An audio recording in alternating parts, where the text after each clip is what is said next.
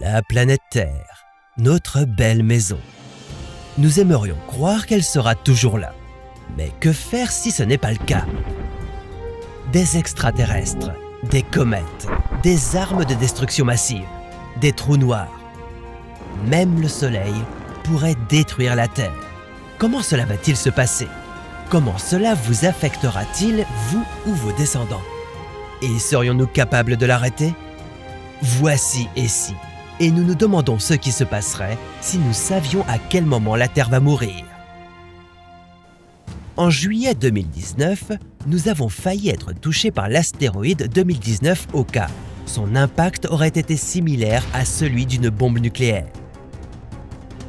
Et le pire dans tout ça, c'est que les scientifiques ne l'ont pas vu venir avant qu'il ne soit trop tard. La NASA aurait eu besoin d'une année entière de préavis pour empêcher une collision apocalyptique. Mais comment pourrait-il faire ça? Il lancerait un objet dans l'espace pour entrer en collision avec l'astéroïde, le détruisant avant qu'il ne s'approche de la Terre. Si aucun autre danger immédiat ne survient, la Terre mourra-t-elle quand même? À quoi ressemblera-t-elle dans un futur proche et lointain? Que pouvons-nous faire pour sauver la Terre? La Terre n'a pas toujours été le paradis de la diversité que nous connaissons. En fait, il y a 4 milliards d'années, elle ressemblait plus à quelque chose provenant d'un film de science-fiction. Supervolcans, météores avec une atmosphère toxique ont rendu notre planète inhabitable.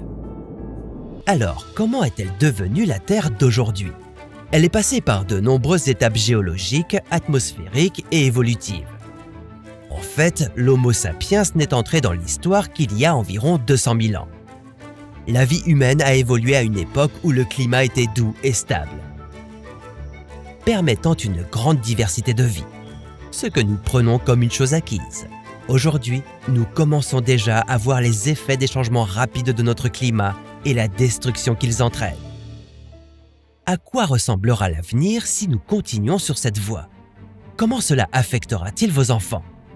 Au cours des 100 prochaines années, les températures augmenteront de 3 degrés. Cela peut sembler être bien peu, mais ce sera suffisant pour créer des sécheresses, des feux de forêt extrêmes, des tornades plus puissantes et des pénuries alimentaires. Dans 200 ans, la population mondiale atteindra 9 milliards d'habitants. Espérons que nous passerons tout ce temps d'ici là à créer de nouvelles technologies pour compenser la destruction de l'environnement et répondre à la demande de nourriture.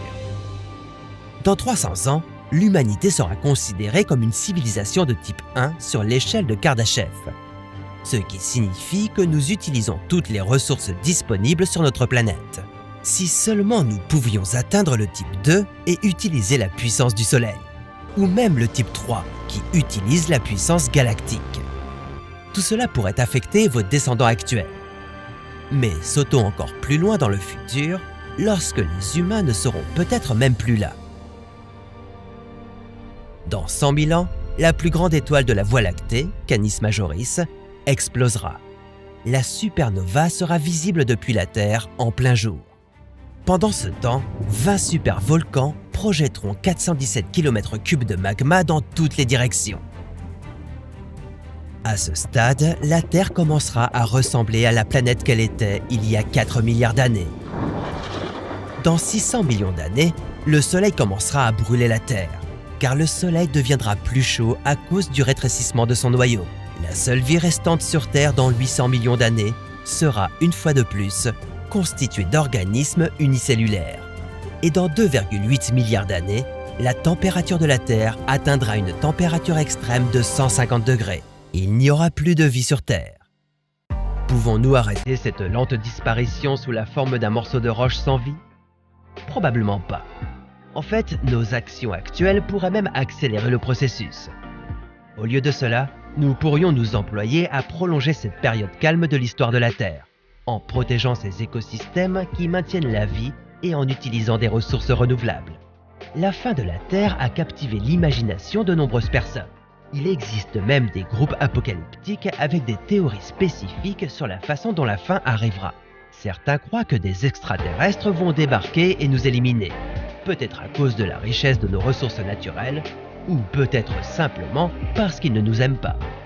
D'autres pensent que nous serons aspirés dans un trou noir destructeur de planètes causé par le grand collisionneur de Hadron. Oh, et n'oubliez pas les explosions mortelles de rayons gamma, qui peuvent produire autant d'énergie en 1 milliseconde que le Soleil durant toute sa vie. Qu'en est-il de nous? Pouvons-nous détruire la Terre avec des armes de destruction massive?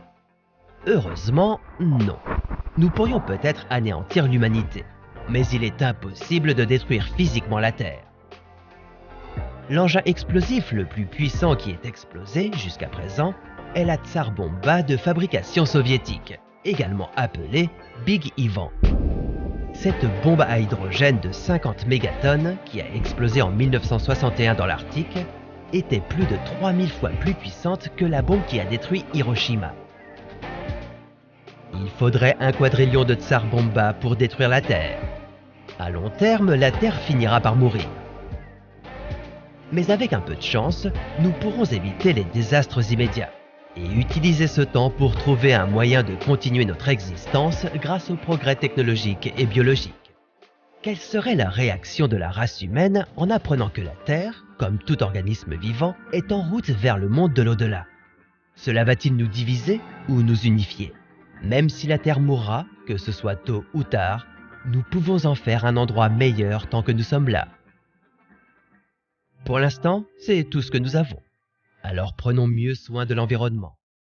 Évitons peut-être les armes de destruction massive. Nous ne voulons pas risquer une troisième guerre mondiale. Mais c'est une histoire pour un autre. Et si